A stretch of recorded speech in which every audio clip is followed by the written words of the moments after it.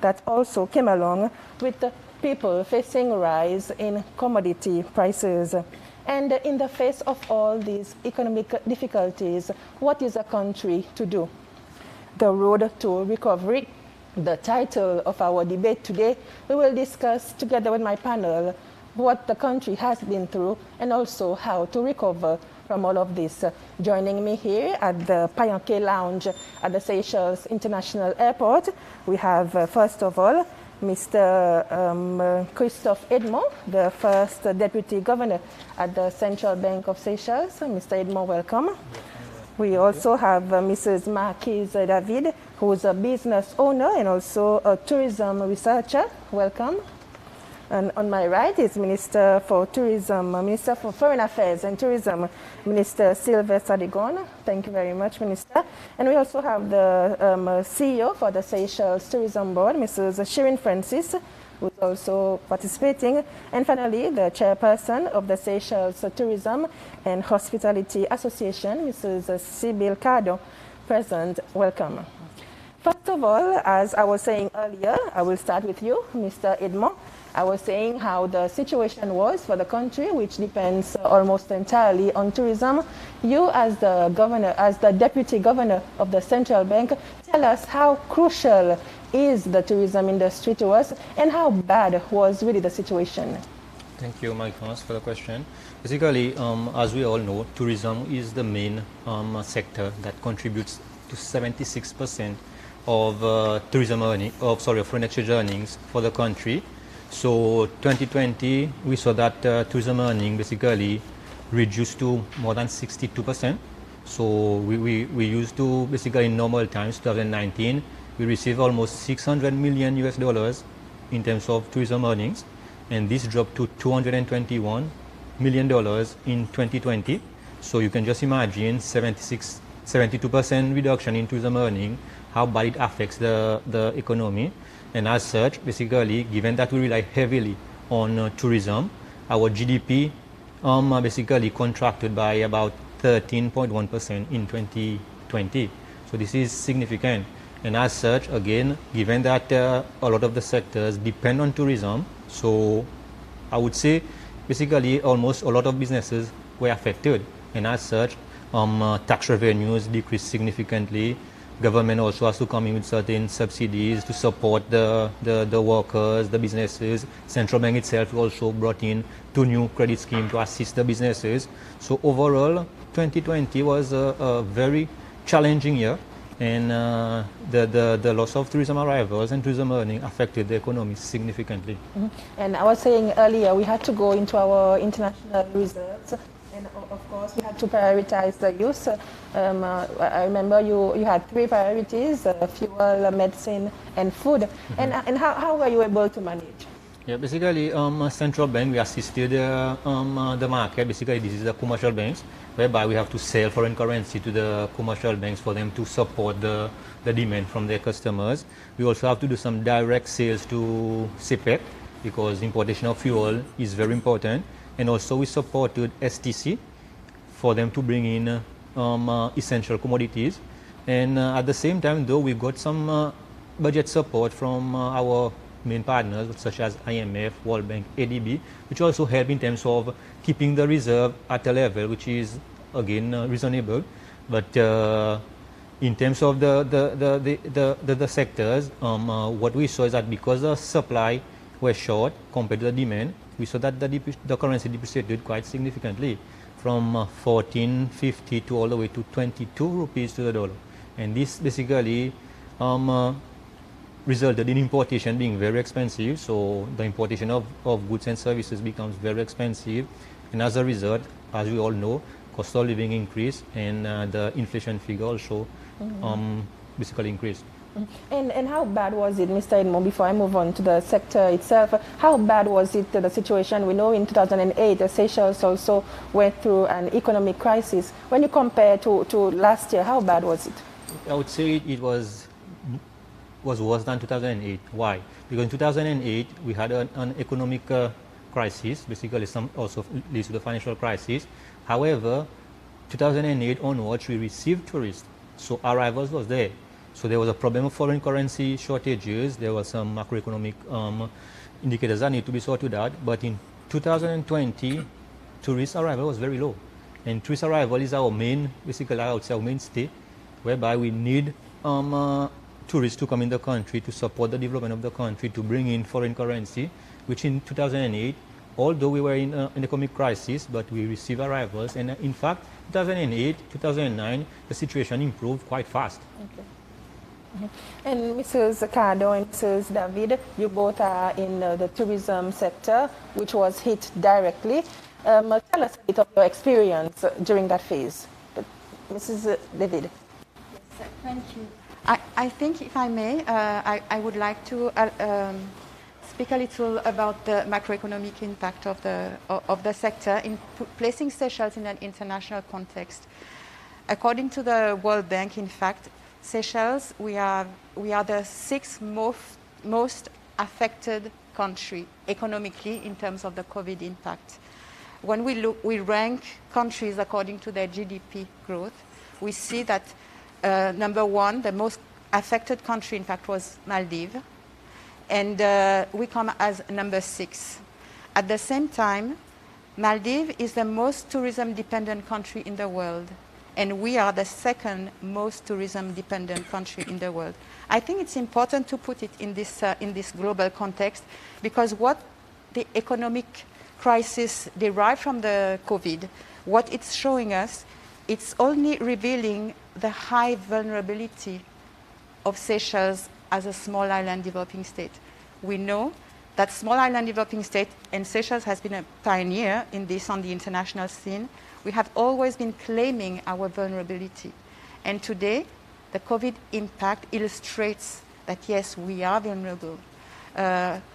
66 or 67% of our GDP depends on tourism, meaning that when we produce 100 rupees, 66 rupees comes from the tourist sector, either directly or indirectly. So also maybe, before we go further into the sector itself, it's important to note that Seychelles, compared to Maldives, we are classified as a high-income country. In a number of countries, Seychelles is seen already as a developed country. And now, with this high-income status, we can't really rely on the international community to give us, the right required or needed assistance, because we are being seen as too rich. I think that it's very, very important for us to look into this vulnerability and to advocate for it, because we are so dependent on one industry or two with fisheries. It's an opportunity, I think. So for us, I would say we really got hit from one day to the other. We didn't realize that it was going to be so bad, and then very quickly the situation aggravates, and then we saw the help of the government with the salaries, but still there were so many other things that hotels needs to pay. And so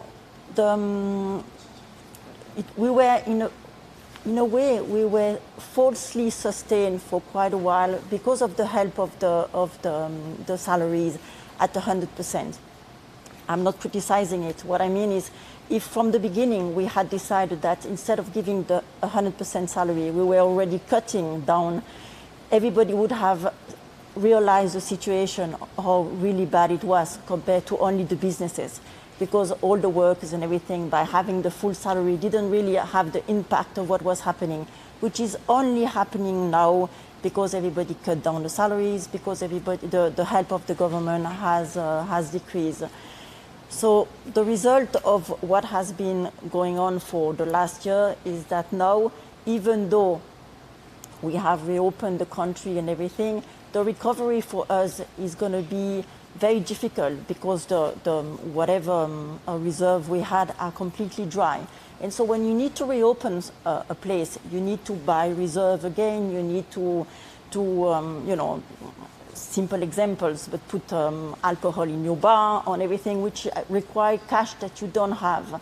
So it's going to be difficult, and maybe the service that we would like to give at the beginning is not going to be there, because whatever is requested to restart a business is not available. So we've been working very closely with the central bank and the different commercial banks to see how we could be helped with the loans and everything, and that's under process. And I must say it's been very interesting to see how government and the private sector have been working together towards a recovery. And I know, Mrs. Carter, you have been in the industry for so many years. Did you expect, or were you shocked to find out the way you were affected, or the association of different business owners were affected by COVID-19? I think everybody, but you know, in the world, everywhere, everybody has never thought that it was going to be for so long. When COVID started, we all thought that it was going to be for a couple of months, and then, you know. See, this is how you realize how much you depend on tourism. But everybody, from the fishermen on the close by you, on the shops, on the Indian shops, everybody is interlinked with the tourism. The national park that we have so many around us, they were not receiving anything. So yes, it's scary to see how much we depend on tourism. But we still believe in it, and many of us are heavily or have heavily invested into it, because we still believe that the Seychelles is an amazing destination, and there is so much that can be done. So I don't think it's going to stop anyone from still working into tourism, but the challenge is even bigger now. And I think what we need to realize is that the tourists that are going to come are no longer going to be the tourists that used to be. There is something that will shift. Big crowds and everything, people are still very scared of that. So this is where STB is playing a big role, showing how empty we are at the moment and how attractive we are for the tourist. And Mrs. Francis, we know we've just seen the reopening of the airport to the rest of the world, of course. What is STB doing to help the industry, to help businesses like Mrs. Cardo? STB, our role is basically in making the destination visible. And then this is what we've been focusing on in the past year. Actually, we started with our tourism recovery plan as far as May last year, when the country was still into restriction of movement. We realized we needed to stay active. So we ensured that we had the digital marketing campaign, which were being done organically, but ongoing online, to ensure that we keep people dreaming. Even if they were in lockdown, they cannot travel, but there's one thing you cannot stop from people, is get them to dream. And there's nothing more enriching than a dream that cannot happen now, but you get them to want that dream to happen. And this is what we kept on doing online. And our strategy was to keep on keeping people interested, keeping them hooked on to the destination. And we realized not many destinations actually did pursue this strategy. A lot were conserving cash for when things start to improve. And for this year, more specifically, we launched our strategy in terms of tourism recovery last week, during the launch of our marketing meeting, which is still ongoing right now, because we are discussing with the trade partners market by market in terms of strategy. And the cornerstone of the strategy, there's 5 things which we are really focusing on. The first one is, of course, in terms of market intelligence. It is something that we've been pursuing since a few years, trying to get as much market intelligence data as possible for us to base our strategy on in our targets. When we target a market or a niche, a segment, to have as much information as possible, so you're a bit more targeted. But we've never realized how important that would be until we went into the pandemic and realized the trend. The trend have shifted completely. We used to have our clientele booking 6 months, 9 months ahead of travel. This does not exist anymore. So how do you know where the people will be coming from? Where will they be traveling? What are they looking for? What are their interests? If not for market intelligence. So we've had to invest in a lot of more tools that will allow us to understand when people get on the internet, when they search for Seychelles, what are the words they are searching for Seychelles with. We've looked to have access to various reservation data so we can see which country where the searches are originating from, how many people are searching, when are they searching, what are their search dates like. So what we've noticed, like in January, anybody searching in January, normally they are searching to travel within January. If they are searching in March, normally they are looking to travel in March. And we've realized that there are certain countries where they are looking on average 21 days holiday. And we know our average length of stay is around 10 days. So we've seen that there has been an increased number of people searching for longer holidays as well. And all these have allowed us to understand with the reopening which markets should be our go-to markets and which markets we should be relying on and be a bit more strategic in terms of our marketing activities to get the much needed visitors. We've realized, for example, that the number one reason people are not traveling globally is because of the travel restriction in place. Not to do with money, not to do with even the pandemic itself, it's got to do with travel restriction. And we've seen from experience, from various countries we do monitor, but even for Seychelles, that the minute a travel corridor is developed, as in the restriction is removed from Seychelles and the restriction is removed from the country, overnight you start seeing booking coming in, and people are booking in a time window of 24 to even 48 hours, booking a holiday now as well. So all of this, having access to various tools, have allowed us to understand where the visitors will be coming from. Like for now, we know our source markets, the like of France, Germany, UK, Italy, there's a lot of restrictions still in place, so we do not think they would be traveling anytime in April or even May. We would be getting that much of the citizens in Seychelles. So we know if we want to start getting a bit of visitors, we will have to try harder in other places where we see the pent-up demands. So that was one of our cornerstone of the strategy. Then followed, of course, by how do we communicate it, what kind of message we put out there. And again, from the market research, we realize a lot of people, they want outdoor, they want nature. They are in search for this now, especially that they've been in confinement for extended amount of time. So we are ensuring through our messaging, we have enough content about nature, especially that we know it's a very strong card for Seychelles. I think this is an opportune time for us to really put out what we have. In terms of even culture, activities, experience, because we know that this kind of tourists coming now would be looking for these things. The third one is positioning ourselves digitally. This is like one of the strongest way of reaching your consumer, even your trade partners as well now. People are not going to big events anymore, big exhibitions and all that, but where they are is in front of their screen. So know where your clientele are and make sure you capitalize on it. But very importantly, the fourth one has been keep your old partners very close.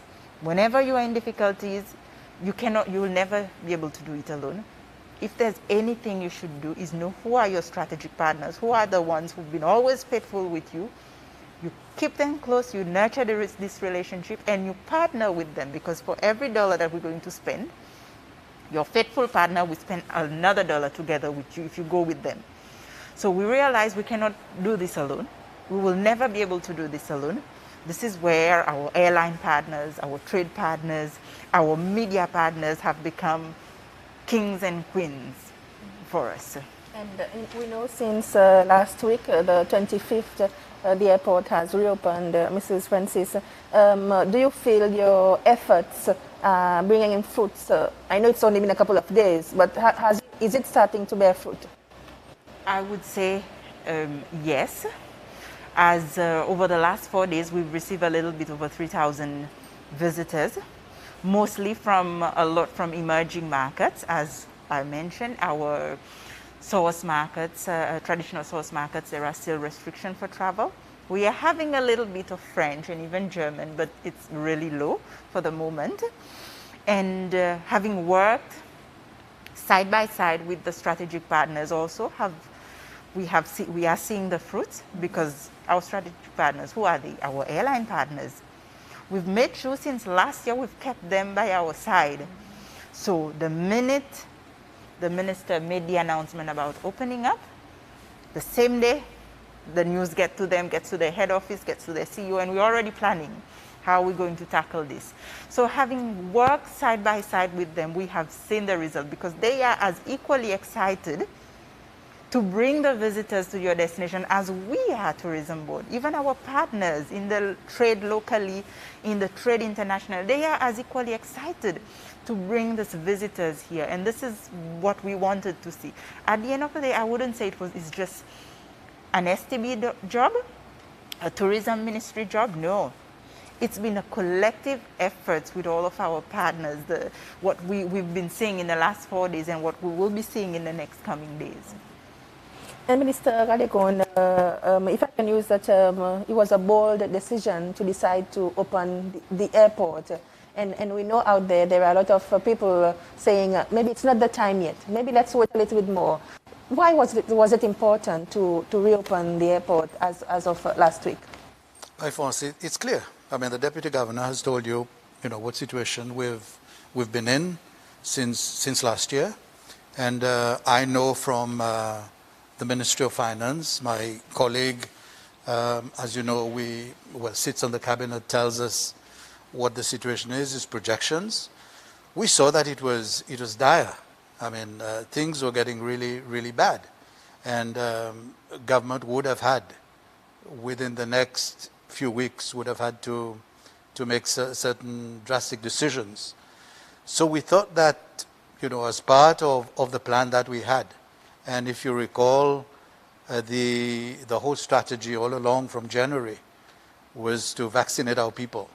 And we've been around, halfway around the world to get as many vaccines as possible and to push vaccination so that we can reach a certain level of community immunity, so as to be able to protect the visitors, or at least offer some protection to the visitors.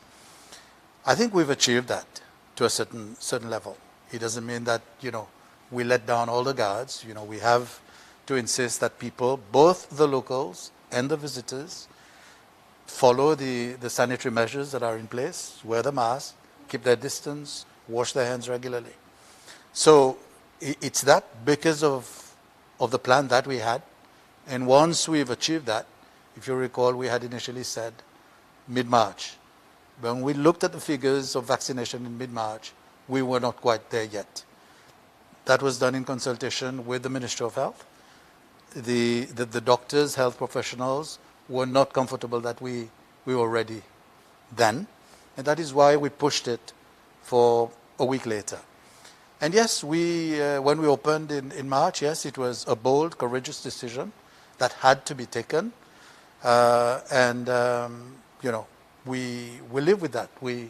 I am personally comfortable with that decision. We just hope for the best now, that people will, as I said, will take the precautions that they need. The visitors, we're pushing, tourism. We are working with the hotels to ensure that visitors do respect the sanitary measures that are in place. So if these are done, it will never be 100%, Marie-France. That is, scientists would tell you, COVID is going to be with us for quite a while. Nobody knows when it's going to go away. It's novel, People are discovering variants and different strands of this and that, the South African, the British, the Brazilian. Tomorrow there could be a Seychelles variant also. We should be conscious of that, take the measures that we need to take, and move forward.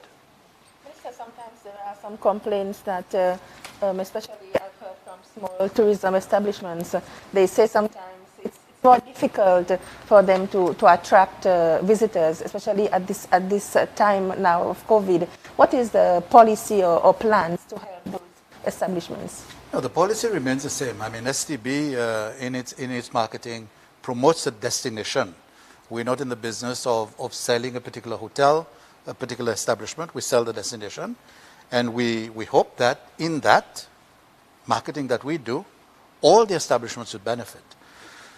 But of course, the main markets for Seychelles have traditionally been Europe. France, and with France would be the dom-toms, will be places like Réunion and so on. There'll be Germany, there'll be Switzerland, there'll be Italy.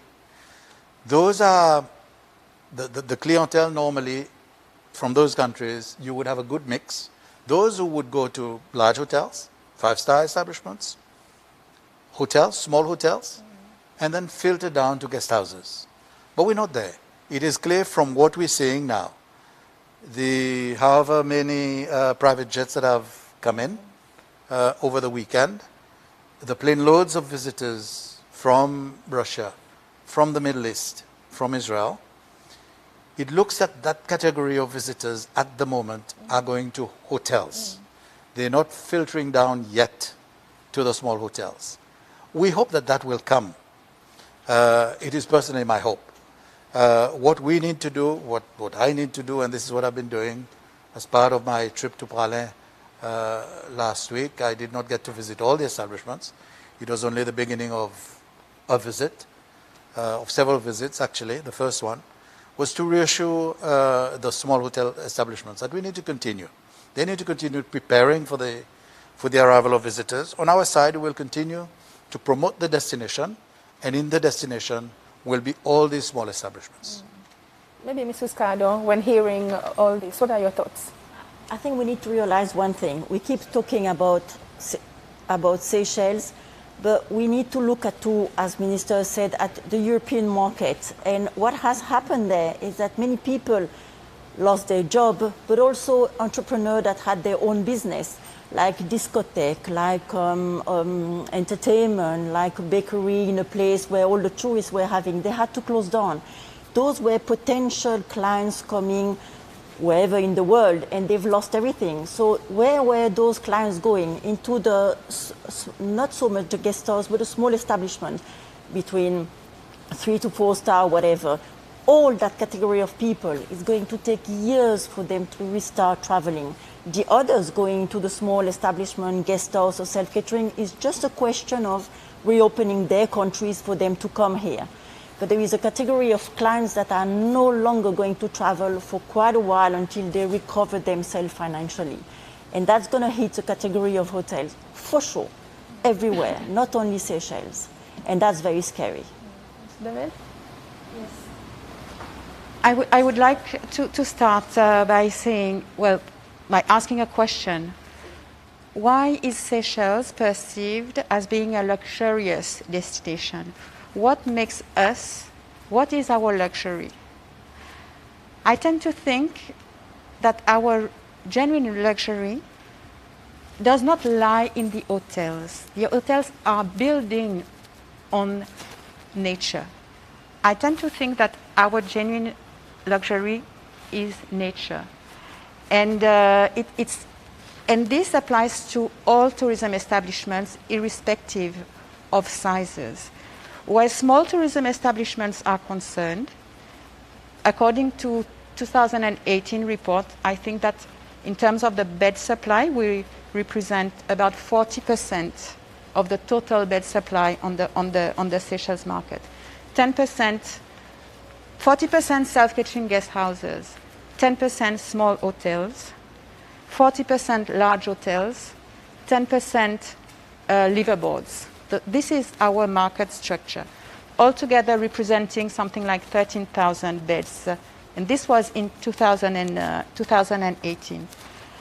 We spoke a lot about the demand, I mean the tourists, the targets, our source markets. I think that it's important to give the equal importance to the supply to understanding the supply, the structure of the supply, the level of the supply, the price average of the supply. We hear here and there that, oh, well, there are not sufficient 3-4 stars in Seychelles. And immediately we think about hotels.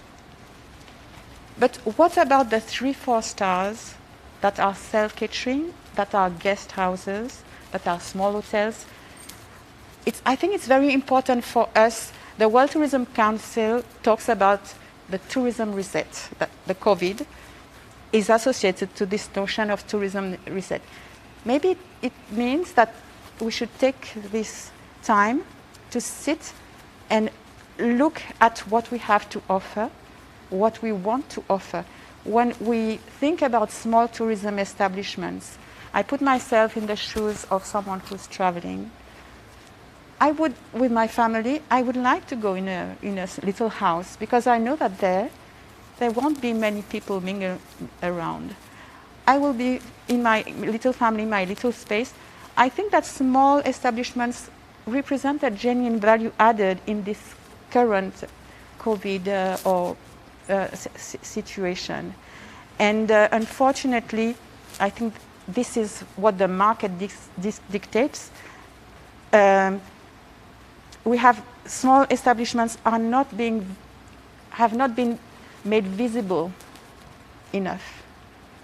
Small establishments, in fact, we hardly see small establishments. We see the hotels. We associate Seychelles brands with large hotels. But to me, as a Seychellois, the Seychelles brand is not a large hotel. If we're talking about cultural tourism, Seychelles brand is interacting culturally, sharing our culture with our visitors, and having the pleasure to do so. So at the same time, we are not visible. I'm just thinking of the new, the small ones who entered the market 2 or 3 years ago, who have not been given sufficient time to build their visibility online. The CEO was talking about online, and it's true. It's very, very important today in marketing. So how to help them be more visible? We talk about, in the pre-COVID, there were trade fairs. When we look at the cost of participating in a trade fair, a large hotel, yes, can be present, but a small one, no, there's no way. Or we have to associate ourselves maybe and organize ourselves together. But the question of our visibility, I think, is very important. And if I may, one last thing. When we talk about the Seychelles brand, we also have to ask ourselves, who impersonifies this brand? Because, yes, we market our brand abroad, but who in situ impersonifies this brand? It starts with the chambermaid, the receptionist, the taxi driver, the skipper, the boat boy, the gardener, the artist, the souvenir shopkeeper. They are the ones, and sorry for those I forgot to mention, they are the ones impersonifying Seychelles. And we can continue, but I think it's very important to pay tribute to them, each and every of them. And it's very important for the tourism professionals to understand the brand Seychelles, what it means. Because if the tourist comes with an idea of what he expects, the tourism professional also has to know what is the expectation of. So we have to work at both sides. No, I was going to pick up on the point that you made about the visibility of the small establishments. No, absolutely. I think this has been the challenge for as long as I can remember. Yeah. Maybe Madame Cardon, being a owner of a small establishment, would be better placed to tell us what the challenge is. But yes, I think there's a need for them to market themselves, and for tourism, be it STB or the ministry, to provide them a platform, and I think we do, so that they can put themselves forward and better advertise themselves. Something that I've not seen a lot of, but Madam Gardner would be able to guide me. You know, this time when we were opening, I know several hotels were offering, you know, discounts. But yes, I do understand when I say that somebody comes around and says, well, we've been closed for a year, difficult while we're starting off to, on top of that, offer discounts. But it's good as a startup to look at what you can do to attract visitors. So the putting forward the visibility of the small hotels, maybe we need to do, as a ministry, we need to look at what we can do more, but we'll be guided by the professionals themselves. Tell us what we can do more. To your point about the people in the sector, the professionals and so on, yes, I do take my hat off to them. You know, we have this industry now that's close to 50 years old, tourism in Seychelles. My concern is that, unfortunately, I do not personally think that we are at the level that we should be at. When I look at other tourism destinations that have started off after us, some countries are way ahead of us. Many reasons for that. I think we still have some challenges on our side. Service is a problem. You know, you mentioned, you know, people directly involved in the tourists, in the trade, in the industry. But I say concerns everybody.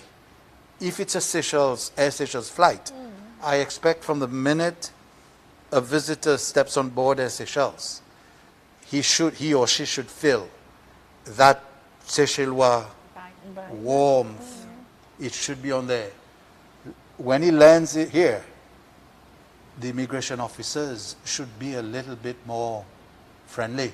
It should not be as if you're entering a concentration camp. You know, pop, go on. Pop. It should be welcoming. Welcome. Enjoy your stay.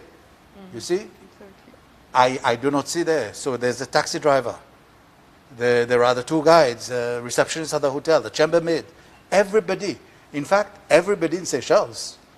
You know, if we agree that tourism is the pillar, and will remain for a while, the main pillar of economy, we should all be concerned, and we should all play our part in sustaining that industry.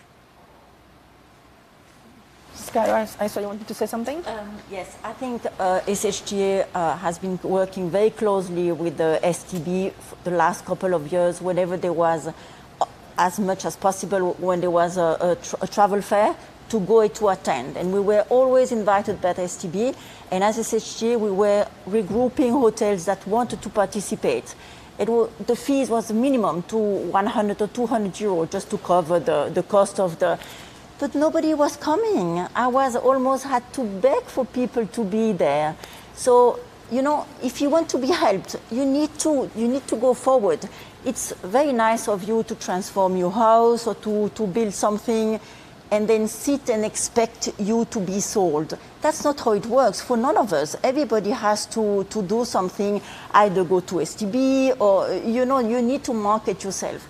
2 or 3 years ago, we did a training for the small establishment to teach them a bit, especially for the ones that were just opening or were about to open, on how to give the Creole touch and about marketing and about going online and do it. They loved it. They really were amazed.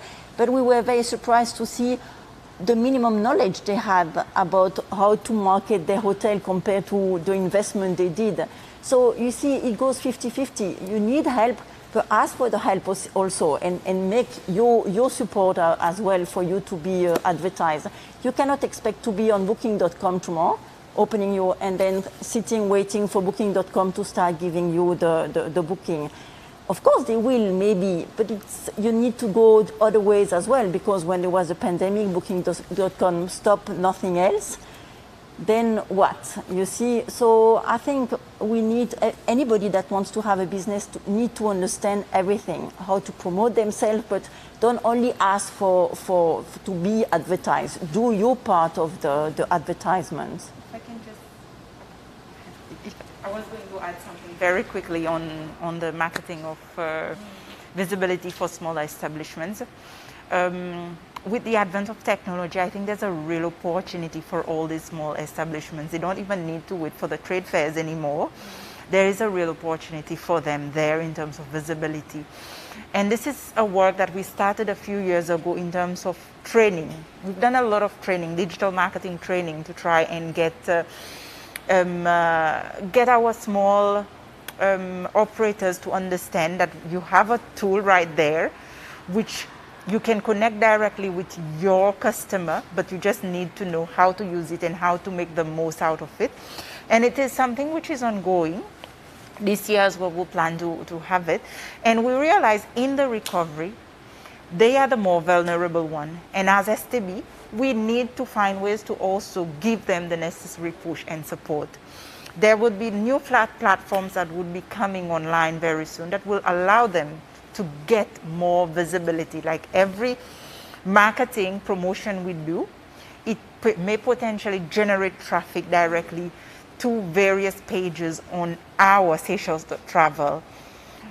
But now we will need them. We will do the first half of the path, but we will need them, each and every one individually. They will need to do the efforts, because the other half, it will depend on them, their proactiveness in this. And we are very much committed. We realize that they are the more vulnerable ones. They have less resources compared to the bigger properties in terms of getting visibility, but it's not impossible. They will need to do the other half. And there's something also which I always say is, as a property, like as a destination Seychelles, we have what we call our unique selling point. But each property, they need to know what is it that makes a visitor wants to come to my property. There must be something special, something unique. And I don't know if each and every of them know what is their USP as a property. Why do visitors come to my place and not to my neighbor at the end of the day? And once you're able to find out what is special about my place, then you're more at peace with yourself, and you know where to push your content, who to push your content, which are the people who will come to your property. So all of these things we realize there's work definitely that needs to be done, but it cannot be a one-way street. It has to be a two-way street here. Thank you. I would like to continue on Mrs. Cardon, what she mentioned. I think that it has to do with the fact that our market is an atomized one. There are how many? Over 700 establishments in Seychelles, tourism accommodation. I don't think that you have at SHTA 700 subscribers. So it means that there's a big, I don't know how many subscribers does SHTA have? About 200. So less than 50% of the licensed accommodation. So they don't have access to this information. I think that it's fantastic, the work that you are doing for the small ones. But there are small ones that are not into the. But you know why? Because they see the work that has been done and that we would do anyway, whether they are members or not. So they take advantage of the work without paying the fee. Okay. So well, which is, you know, the reality. So is it a big fee to pay? no, it's not a big fee. It's just because we have, you know, we have an office and two people working for us and everything. So definitely, but it's minimum compared to anyway, whatever people decide to do, what we're doing or not doing. But so it's a shame, because on the contrary, you see, they would learn a lot. They would see what we're doing, all the training that we've put in place. During the COVID, we did 5 or 6 training through SHTA, and some were not members. It was when we do things, it's not only for the members. Of course, they have the priority. So I don't know, you know, in Mauritius, it's compulsory for you. When you have the license, you have to be part of the tourism association. He's been always different. I don't know, you can discuss that for a very long time. But small establishment, as I said, and what STB has just said, it's for them to go forward and see how they can be helped.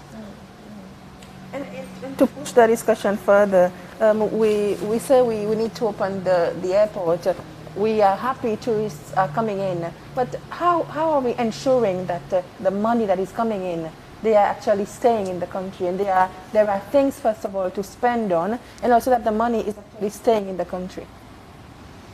Is there... Well, I'll pick up the the things to spend on bit. You know, since I assumed this position, I've made my position clear that we need to diversify the product on offer, and we need to make sure that we're not going to overcharge a client for a bottle of water, for example, but we need to have different things that the visitor can spend on. In terms of things, products, arts and crafts, food, and so on, but also activities, so that the money stays in the country. We need to do that. But in terms of the establishments themselves, the big hotels, for example, what percentage of their revenue actually stays in the country, the Deputy Governor would be best placed to talk about. But yes, we have started this exercise on our part to make sure that we diversify the product. We put out there, we've started the work to put out there as many activities as possible to make a holiday in Seychelles not only fun, it's not only beach and sea and sun, but other things, cultural, get the tourists out to the communities, to the villages, experience the culture of the island, but also get the local community to benefit directly from this industry. So that's our position from tourism perspective. Yes. In terms of how much they can keep in the country, there's no restrictions. Basically, there's no capital control in the country. So they are free to, if they want to keep everything outside, they do it. However, what needs to be done is that they should spend locally. So what we saw last year when we have the royal family came in August, September, they contributed significantly to the foreign exchange market. So basically they have to convert the FX in the local commercial bank, maybe to use to pay for the workers, the salary of the workers. They may purchase locally made product. But what we need to do, like Minister said, is to diversify. We need to make sure that they spend in the country. So if you have the big hotels, continue importing everything.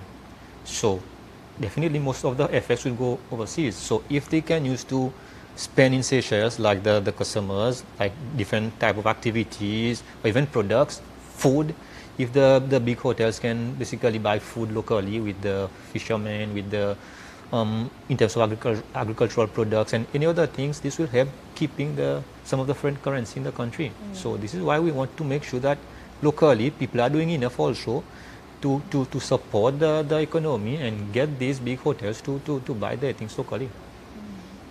And Mrs. Francis, when you are advertising, marketing the country, do you also have a component of, buy locally, use locally, or there's this to do, there's that to do? Actually, we've always in our promotion to encourage as much locally sourced products and to encourage people to experience more the destination.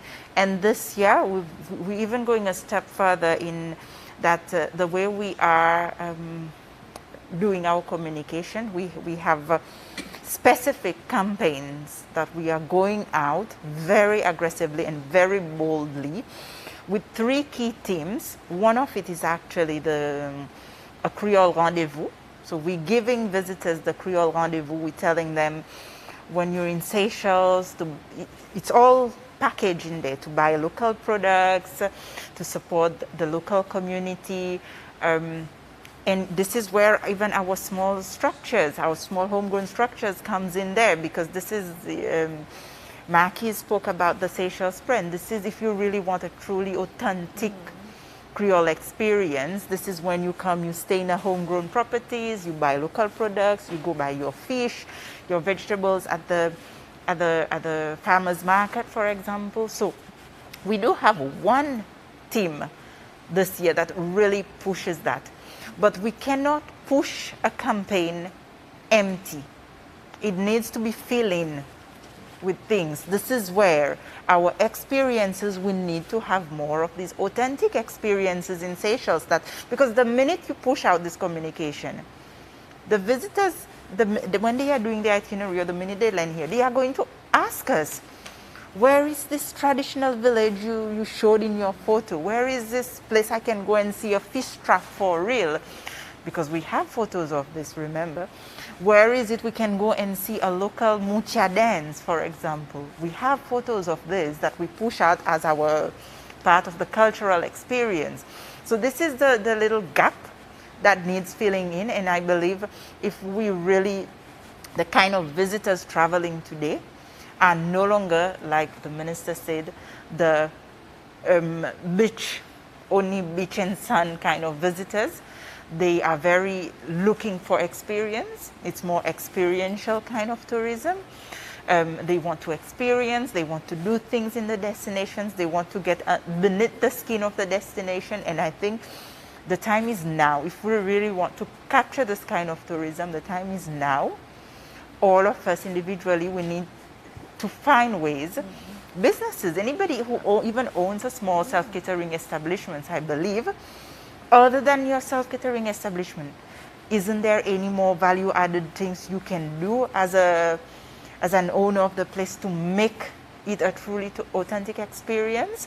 There are probably, here I'm thinking of things that you don't even need big capital to start providing cooking classes.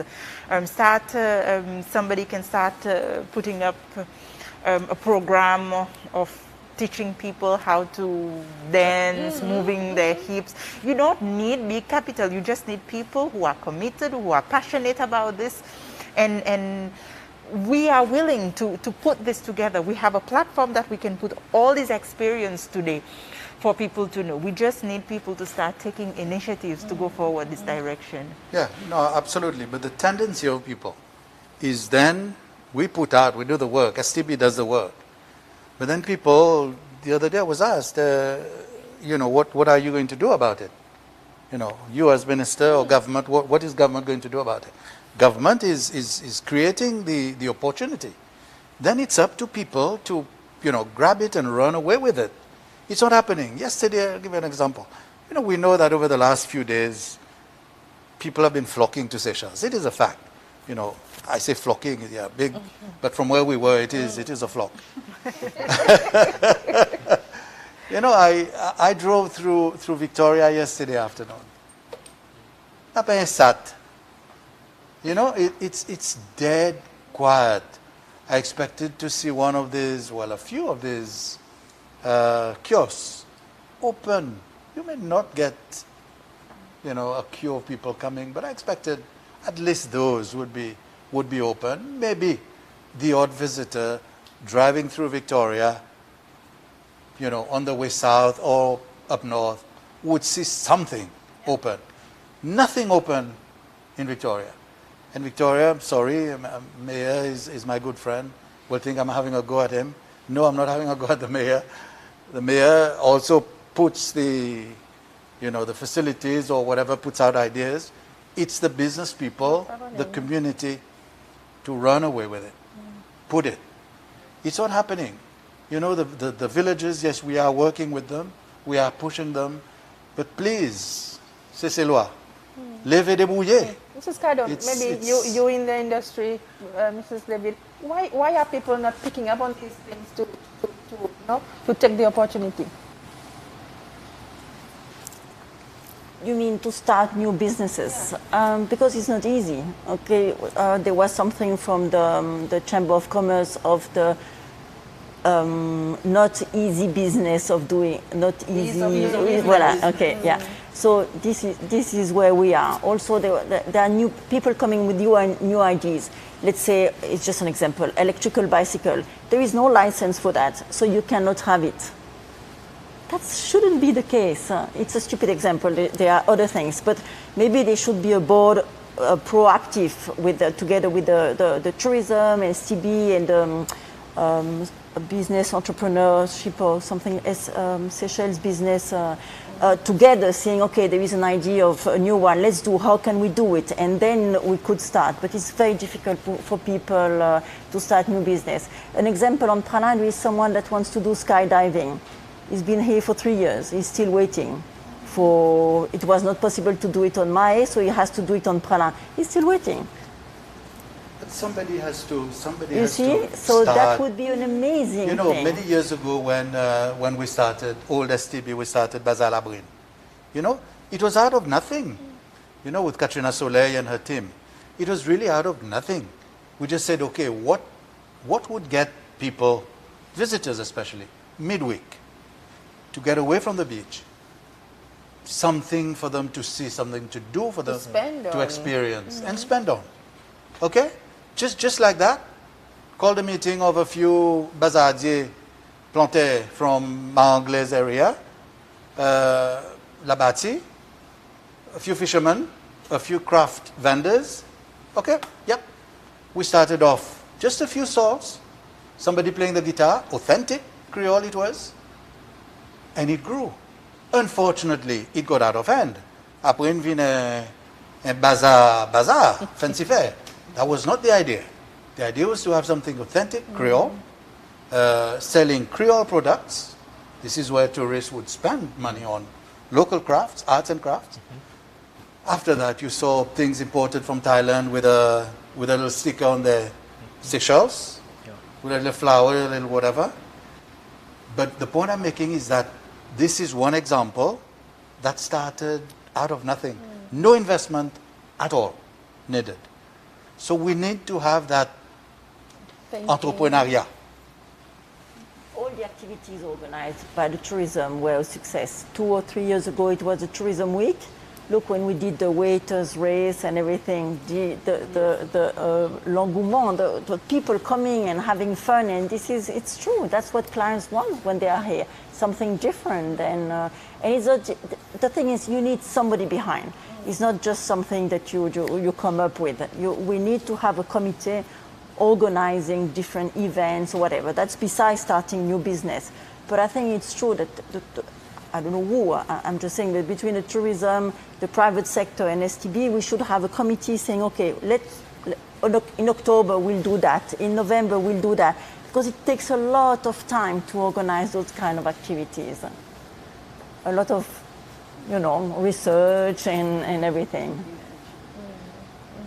And also, going back again to the opening of the airport, there's also this other line of thought.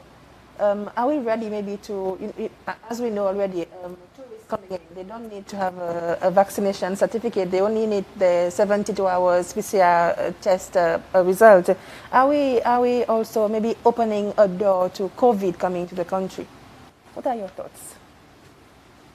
Now, I will go first because we, as part of government, we made that decision.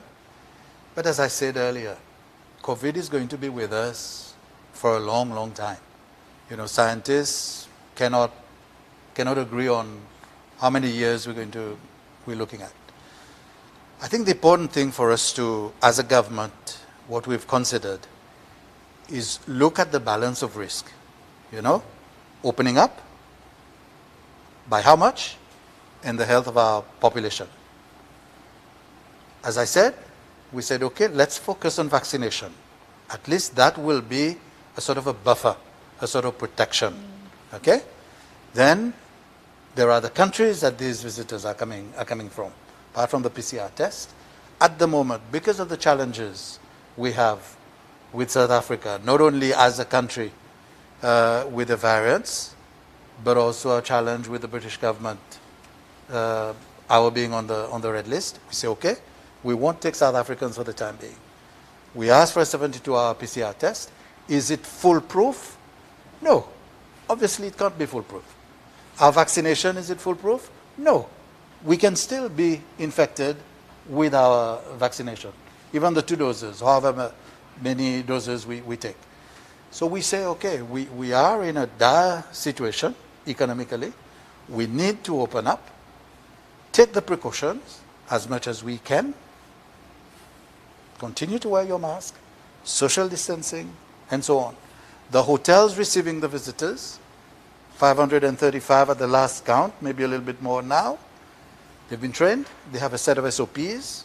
We expect them to also take their responsibilities. We expect them to brief the visitors. That it's not because we say Seychelles is open, they can walk around without the mask and so on. They need to continue to wear their mask. The same measures applicable to our locals. So, I mean, we will argue. We will never be able to satisfy 100% of the population. Some people are dead set against allowing visitors in. I know. I've received some nasty emails from people. I'm not on Facebook. I don't know what they say on Facebook, but I'm sure it's not nice. So it is a sort of balancing act that we need to play. And I think, until it's proven otherwise, I think we've balanced it out well enough. Provide the security of our people, the health of our people, protect them, but also ensure that we open up the country so that the economy can be kick-started again. Other thoughts? Yeah, because like Mr. said, basically I don't think the economy can cope another year without opening up. You have to realize tourism is one thing, but what about the other sectors in the economy? Basically, they will all die. So Central Bank, yes, and Ministry of Finance, they have provided support. Central Bank will continue to provide support to the businesses, but you can just imagine a year without any tourists again will be in very big problem. So, like Mr. said, there needs to be a balance. And we all have to take our responsibilities and ensure that we respect the health requirements, but the economy needs to pick up. Otherwise, we will not get any more foreign currency. There's so much that central bank reserve can hold on to. And there's only so and there many needs loans to be you can borrow and so on. Exactly. So we have to think about it seriously, because last year and early this year, it's an economic crisis. You can just imagine this going to the banking sector. It becomes a financial crisis. Then you start seeing your banks failing. So this is very serious. So that's why it's important that we see that economic pickup happens. And I think with the opening of the airport, let's be hopeful for the best so that at least we can see some improvement this year and the years ahead. Yes, I think as well, 2/3 of our economy is tourism dependent. A few days ago, the governor of the central bank, Mrs. Abel, she mentioned that our debt to GDP is about 100%. It's external debt or only? It's both. Sorry? It's total debt, basically. Total debt. Yeah. Half of it is in foreign exchange, if I'm not mistaken. Rupees, yeah. So we have to pay our external debt in foreign exchange. She also mentioned that primary commodity prices, food prices, are increasing on the international market. We are a net food importing country. To feed our population, we have to import food. Where do we get the forex to buy the food? We depend on fuel imports, obviously, for our transport, for our electricity. These are basic items, and they are in foreign exchange. So unless tuna the revenues from tuna will be sufficient to cater for all these, I don't think so. You mentioned 73%. Yeah. Even if you look at the other sectors combined, they will not bring as much effects as the tourism industry. So this will take a long time if it really happens. And at the same time, we all know that we have not yet diversified our economy. So to develop the tourism sector will take some time, and the other sectors. And also now with the capital constraint, the resources constraint, how are you going to develop the other sectors? So it's a challenge.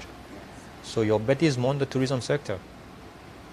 And compared to other small island states or developing countries, we can't even rely on the comfort of the external partners, except non-OECD partners, because the OECD donor countries don't give aid to Seychelles because we are perceived as being too rich.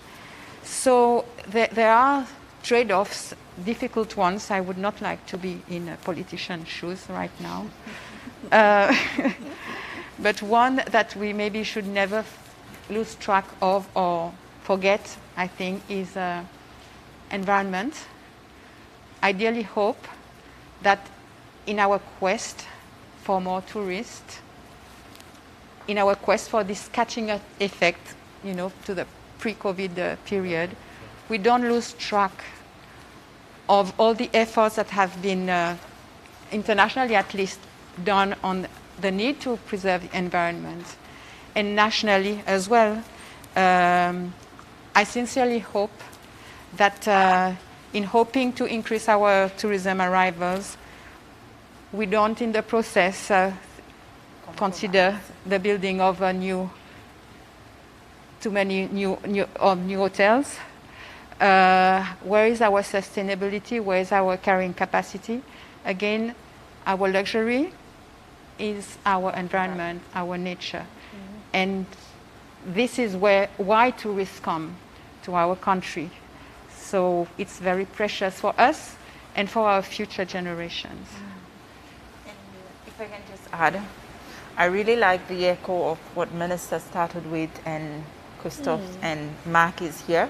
I think it sums up a little bit of what maybe people out there should be listening to right now, because at the end of the day, we've been through this a whole year now. Like Mr. Edmond said, the country cannot afford to go into another year in this. And we were tasked with our partners to bring the visitors here. Now that the government have given the cue, the big task was getting the visitors on the Seychelles soil, which I think between STB and all the collective partners, I think we've done a good job so far. Now the visitors are here. I am urging to each and every person listening right now, starting from people in the industry, the hoteliers, the GMs, the chambermaids, the receptionists, the tour guide, all of us whose livelihood directly depends on this tourism dollar. Then I extend the message to others in Seychelles as well. Though you do not directly depend on this tourism dollar because you work in the offshore industry, you work somewhere else. But don't forget, each and every sector in Seychelles depends on that sector to survive as well. And even if you don't work directly in that industry, in your family, there's probably 1 or 2 person in your household who works directly in that industry and whose bread and butter depends on that industry. Visitors are starting to disembark on our shores. There are a lot of excitement, but I can sense, like Minister said, a lot of fear, a lot of people who are angry because the country took the decision to reopen the borders. Now, we need to realize this is our bread and butter. The country needs the tourism dollars. Every single dollar that's coming, the country needs it badly. And the visitors, for them to spend that dollar, there needs to be some sort of satisfaction for them to do it. They're not going to do it because they are here, they are forced to do it. So this is where the service comes in, this is where the smile, this is where the warmth comes in. People can sense your warmth even if you don't say a single word. So let us not treat tourists as vector to the disease, as if they are carrier of COVID-19, each and every single of them landing on our shores, because the body language will say it, even if your words will not, even if your mouth is hidden behind a mask, your body language will say it. And as much as I can do the work, Sibyl can, Minister can, we cannot be physically be with each and every person in Seychelles to tell them how to behave. This is where we are depending on our nation to each and every of them take the responsibility. Tourism is the mainstay of the Seychelles economy. It will remain the mainstay of the Seychelles economy for a very long time until the other sectors can catch up, if they will ever be able to catch up. So it is a wake-up call for all of us. We've been 1 year realizing how we cannot operate without the sector. Even the sector the people in the sectors who thought they were so independent from tourism. I think during this year they've realized. I can give a simple example of the offshore sector, who would think they are so independent. But no, they are not, because they need airlines to be coming to Seychelles daily for them to operate their business. But airlines would not come to Seychelles if there's no visitors. So the air transportation we are getting in Seychelles, it's because of tourism. And then the other sectors piggyback on. So it's important that everybody realize this is our bread and butter. Treat them well when they are here. Make them feel welcome and let them go back home and tell how a pleasurable experience it was when they were in Seychelles. If I may also follow up from that, but pick up from a point that Mark has made about our environment and construction of hotels and all the rest. Yes, environment will remain, and more so now, the unique selling point of Seychelles. You know, we have to continue to harper on our environment as a selling point of Seychelles. Clean environment, the pristine nature of the country, of the environment. We need to carry on that. You mentioned construction of hotels. It's construction of new hotels, but it is also, a lot of my headaches now is this change of use. With the hotels, it is clear that there's a gap. We can see now, you know, the category 3-star, 4-star, there's a shortage, acute shortage. The few hotels in that category now, they either closed, under repair, or being used for something else. So there's a problem, there's a shortage there. But what I'm saying also is I think in the past there's been an abuse, I say abuse, a strong word, of this change of use. There's been, you know, this giving out of license to everybody who decided to wake up one day and thought that their mission was to to be hoteliers, okay, without training, without any business sense, and without really analyzing the location of these houses. I tell you, we're still receiving applications now for people in housing estates, houses that they've waited for how many years to get from government. I won't mention the housing estate, but housing estates. People from these housing estates suddenly believe, and they're convinced that they can turn these houses into guest houses. They should be receiving visitors, okay, with you know, neighbors on top, underneath, the side. They're happy with that. And I can give you examples of everywhere else on Mahe, Pralin, Ladig, where, in my view, these people should not, I'll be offending people I know, should not have been given licenses to operate guest houses. The location is not there. It ends up doing a damage to the industry, to the destination. Yes.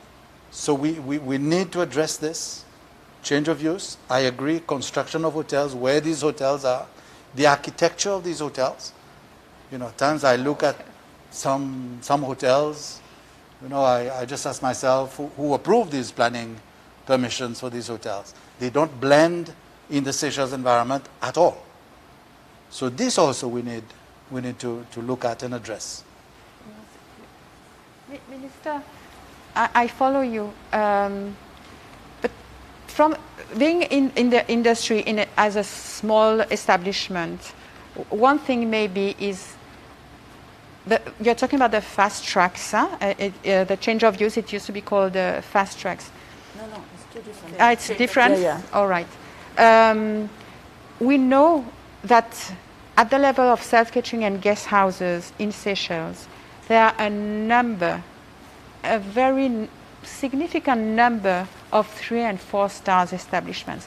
We just go on TripAdvisor and we can identify, I'm not here to make any advert for anyone, but there are a number of small Seychellois operators operating small establishments with high standards. And it would be a pity or not paying justice to their efforts and work and achievement to put everybody in the same basket. There are a number of small operators that are really doing a fantastic job, and I know them, a few of them, and and how many rooms does it represent? I don't know, and this I think we should know. How many rooms does the high quality self-catering guest houses represent in terms of supply? Maybe it will represent the equivalent of one large hotel. How many? Can we count them? Can we have a better idea on the structure of our supply? No, if I gave the impression that I'm putting everybody in the same category, No. or blaming them for everything, no. I mean, there are small guest houses, I must say, efficiently run, clean, there's value, service delivery, excellent, there's no problem. In fact, if you ask me, if as minister I had the opportunity to market, I would be marketing small hotels. I'm for small hotels because this is where you get the authentic Seychellois experience. Yeah? But I'm saying that there are others, they are disasters, horror stories. They should not be in the business. But to your point about 3-star, 4-star category in the guest houses, maybe. But what I'm saying is that if you have a group coming in, as much as possible you want to put them in one establishment, that is obviously not possible. You'll get a couple of rooms at Belhomme, a couple more à l'Air Belair, l'Hôtel Royal, en Saupin, you see? So I'm talking about one establishment to provide the bank of rooms that are needed. Let me go back again to the reopening of the airport. Let's say, as some people are saying, it's not the time to open up the airport yet, as some are saying. Let's say it is true that COVID cases increases, I don't know, COVID cases go up in one go. Do we have a backup plan maybe just in case? Look, if COVID cases go up in one go, we need to analyze where these cases are. We have to be honest with ourselves. These last few days, there's been a lot of days up and down with COVID cases. And even before we opened, so it cannot be the tourists. On days where we're having over 100 cases. When you go round, I don't know, for those of us who went round over the weekend and had a look at the beaches and so on, tu n'as pas touristes là. Okay? People were enjoying themselves, partying, without masks. So somebody should not wake up one day and say, because the tourists you opened and now it's, okay? So we have to analyze the origin. Where are these cases coming from? Okay? So I would not want us to wake up one day and say, okay, The blame game it's all the fault of the tourists, all the fault of the tourism, STB and minister. They should resign, or at least the minister should resign, because he's killed or he's killing our people with, you see. So I'm not saying that there won't be any COVID cases. I don't want to scare anybody. There could be. But to your question, do we have sufficient facilities? I think we do. In the past, we've had visitors come in. They've been infected. They were treated. They've been treated properly. And they've left the country. So we are comfortable that we have the facilities. We have them empowered to be able to cope. But if God forbid, it came to a point where, indeed, because of the reopening of the airport, because of tourists walking around without masks, not following the measures, as a result of that, we have a sort of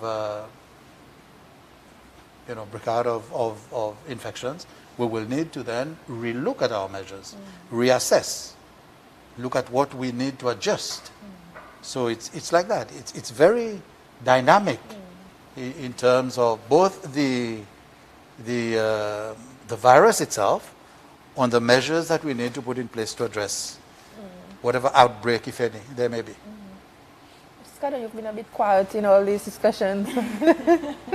No, I need to let the others speak as well. Okay. But Minister, that would mean that, let's say there is an increasing case, we all agree that we will adjust the measure. We're not going to close down. I think that's a very important message that we need to reassure everyone that now that and I think it's important for everybody to understand that. It's No, it's adjusting the measure. Yeah, exactly. I think I use the word adjust. I think locking down again, if we came to a point where we're compelled to lock down, close down again, I think we can kiss goodbye to this industry ever taking off again in the medium, long term. I think it'll be disastrous for us. That is why, follow up on what CEO said earlier, we each need to take our responsibility. Each of us. Those of us here, dans la rue, du monde qui balaye ses mains, the bus driver, the taxi driver, people in the hotel, gardeners, everybody, we need to take that responsibility. The economy depends on it. Deputy Governor said a year. We can't for a year. I would say we can't for a few weeks. Now, if we had not opened up, the Minister of Finance would have had to make some drastic decisions. There would have been some shocking announcements during the course of this month, if not April. Okay, on this note, I think we would wrap up the program unless anybody has something else they want to add. Okay. I just wanted to enforce what Mr. Francis said about how to make the tourists feel comfortable and welcome, because we've had clients coming to us and saying how they can feel that people are scared of them and not willing for them to be there. And it's awful. It's really, really awful. Just put yourself going to any place and not feeling welcome. So I really, on behalf of everybody here and everybody in the tourism sector and everything, please make a special offer to make them feel welcome. It's not because they're coming from outside of Seychelles that they have COVID. They are COVID-free. They've just done, as much as possible, of course, they've just done the test. So let's welcome them and make sure that they are having an amazing time. Yes. And it is on this note that I will thank all the panelists for today's discussions. I think we've had a fruitful debate. And you who has been watching this online, I thank you for your attention. Thank you, everyone. Thank you, Marie-France. Welcome. Thank you very much. Yes? Are we off? Okay. Line now? Okay. Thank you. Okay. Can we breathe a bit?